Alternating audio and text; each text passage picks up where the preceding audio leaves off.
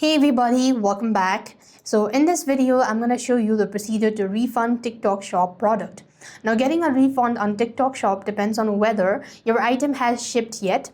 So what you want to do is, if you want to cancel the order before shipping, you just want to go to your TikTok app first thing first.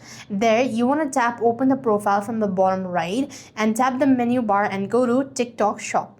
As you do this, you will be able to see your order section. There you just want to make sure to go ahead and select the order and find the item and select cancel order. Once the seller approves or system auto cancels, your refund is processed to your original payment method.